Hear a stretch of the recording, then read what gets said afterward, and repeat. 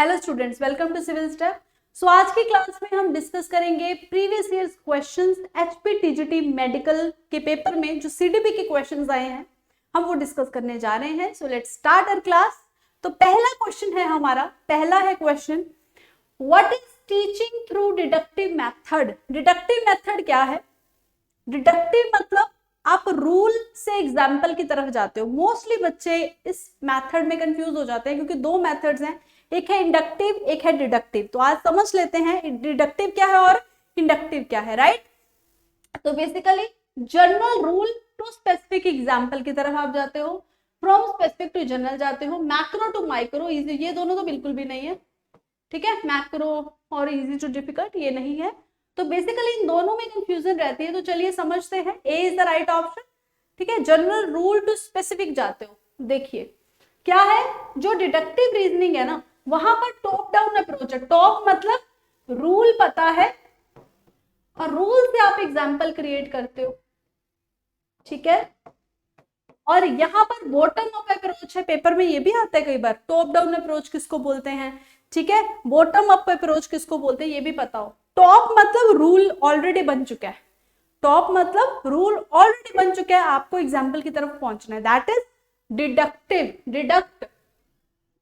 Inductive मतलब आप example लेते हो पहले, ठीक है, एग्जाम्पल लेते हो फिर आप रूल तक पहुंचते हो, दैट इज इंडक्टिव, ठीक है। इंडक्टिव, ठीक है, क्लियर है। आपने एक एग्जाम्पल ली, जैसे कि कौन सी एग्जाम्पल ली, हम इंडक्टिव की अगर बात करें, एक कोई भी बॉल लेकर ऊपर उछाली और वो नीचे आ गई, ठीक है। कोई और एक चीज ली, पत्थर लिया, उसको ऊपर उछाला, नीचे आ गया। तो हमने बच्चे को बताया कि कोई भी चीज ऊपर फेंकते हैं तो वो नीचे आती है, ग्रेविटी है, लॉ ऑफ ग्रेविटी के कारण। तो एक रूल बन गया, मतलब एक दो स्पेसिफिक एग्जाम्पल्स दी, एग्जाम्पल टू रूल बना दिया, ठीक है, that is inductive method. Deductive क्या है, जब रूल बना हुआ है, जैसे कि पीआरटी सिंपल इंटरेस्ट का फॉर्मूला होता है principal into rate into time divided by 100। तो ऑलरेडी रूल बना हुआ है, रूल में आप क्या करोगे, इसमें क्या पुट कर रहे हो आप, इसमें प्रिंसिपल पुट कर रहे हो, ठीक है। जो भी वैल्यू दी है वैल्यूज पुट कर रहे हो, आप आंसर्स निकाली जा रहे हो, मींस रूल ऑलरेडी मेंशन्ड है, रूल दिया हुआ है, ठीक है। तो दैट इज डिडक्टिव, ओके।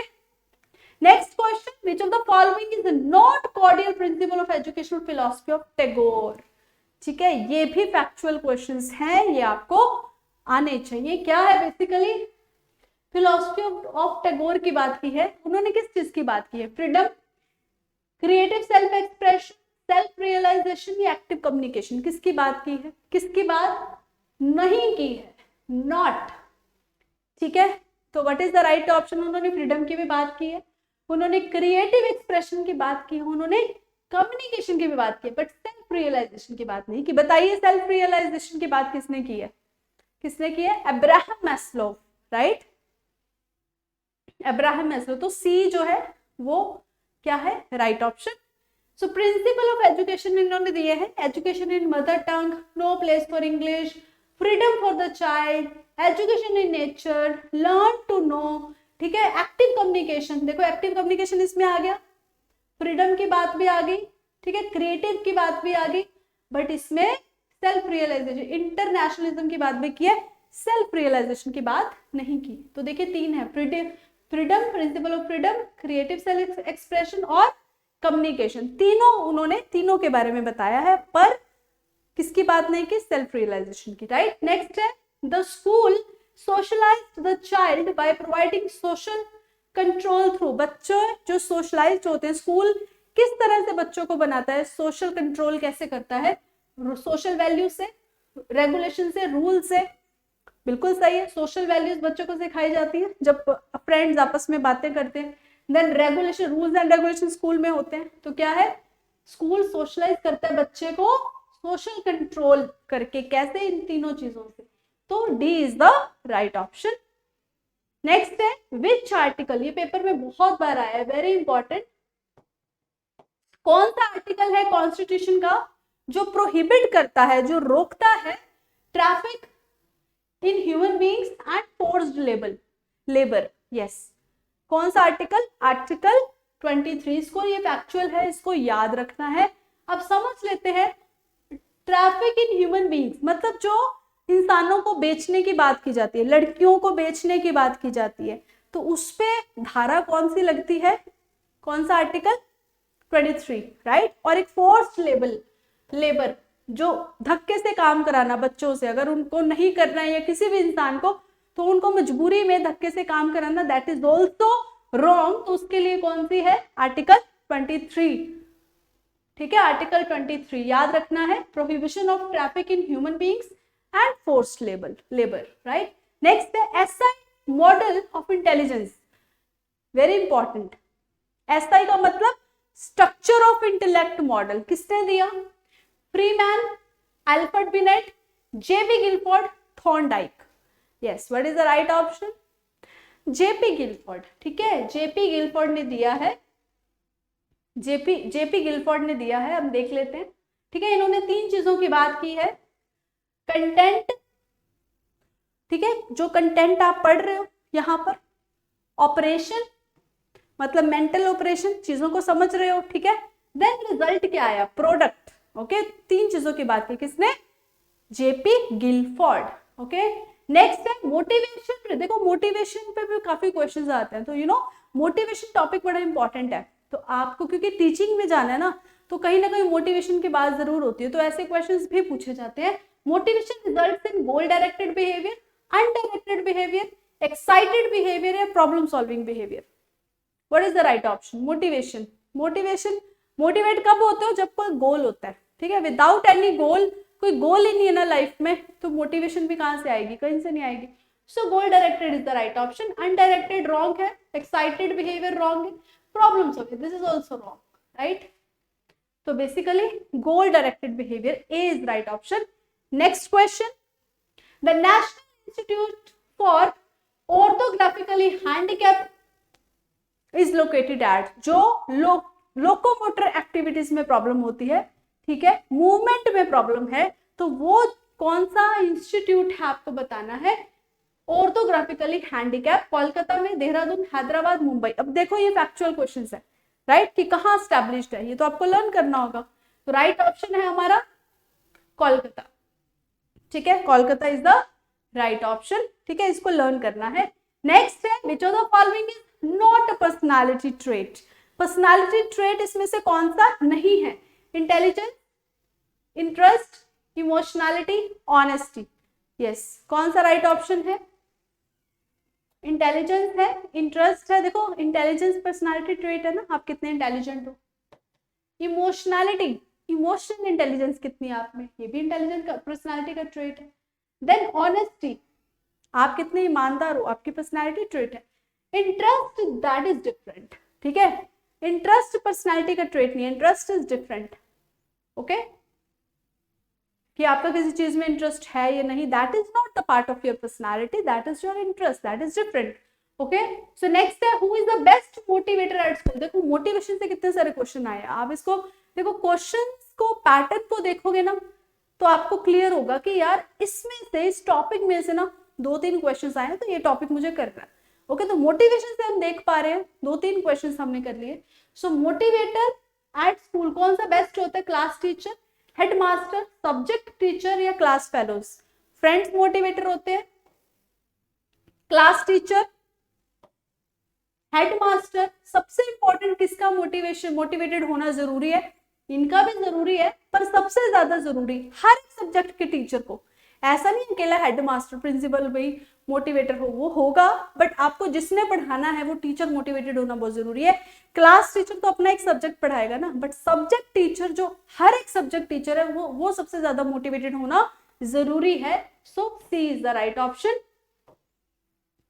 ठीक है, C is the right option. Next है the consistency of evaluation result is measured by. Consistency of evaluation मतलब आप किसी बच्चे का टेस्ट ले रहे हो और वो बार बार सेम रिजल्ट आ रहा है, ठीक है, हमेशा वो टॉप कर रहा है, तो बताओ तो क्या आंसर आएगा, रिलायबिलिटी, ऑब्जेक्टिविटी, प्रिडिक्टेबिलिटी या यूजेबिलिटी। जब कंसिस्टेंसी ऑफ स्कोर्स की बात हो ना, कि आप एक बार टेस्ट ले रहे हो, दूसरी बार, तीसरी बार तो सेम ही स्कोर आ रहा है, ठीक है, हर बार, तो that is reliability. Same score मतलब एग्जैक्ट सेम नहीं, लगभग सेम आ रहा है, ठीक है, एक आध नंबर ऊपर नीचे हो सकता है, that is called reliability, right. तो A is the right option. Next, who recommended national system of education, very important, बहुत बार आया है, ये फैक्चुअल क्वेश्चन है, याद रखना है। National policy on education 1986, IGNOU, Indira Gandhi open university, या national council for teacher education, Kothari commission. Very important, आपको याद रखना है, कोठारी कमीशन, इन्होंने रिकमेंड किया, क्या किया, national system of education. D is the right option. The concept of national system of education implies, क्या इसका मोटिव है कि गिवन लेवल सारे हर तरह के स्टूडेंट, चाहे किसी भी कास्ट का, क्रीड का, लोकेशन, सेक्स, किसी का भी हो, सबको हमें क्वालिटी एजुकेशन देनी है। ठीक है, ये इनका मिशन है। नेक्स्ट है the main aim of teaching, teaching का मेन एम क्या है, to develop only reasoning, to develop only thinking, दोनों, या गिव इंफॉर्मेशन। सिर्फ इंफॉर्मेशन देते रहना नहीं। ठीक है, बच्चों के अंदर रीजनिंग एबिलिटी, चल क्यों नहीं रहा, बच्चों के अंदर reasoning ability, logical ability, yes चाहिए। ठीक है, डिवेल्प थिंकिंग, यस थिंकिंग भी डिवेल्प होनी चाहिए, तो ये दोनों ठीक है। ओके, तो C is the right option, C, both A and B. Next, which domain focuses on feeling, ये क्वेश्चन काफी बार पेपर में रिपीट होता है। ठीक है, फीलिंग, एटीट्यूड, वैल्यूज की बात हो रही है। फीलिंग से रिलेटेड कौन से 3 डोमेन्स हैं, कॉग्निटिव, अफेक्टिव और साइकोमोटर। जो फीलिंग से रिलेटेड है उसका नाम कौन सा है, कॉग्निटिव तो थिंकिंग हो गया ना, साइकोमोटर हमारी बॉडी की एक्टिविटी से रिलेटेड हो गया।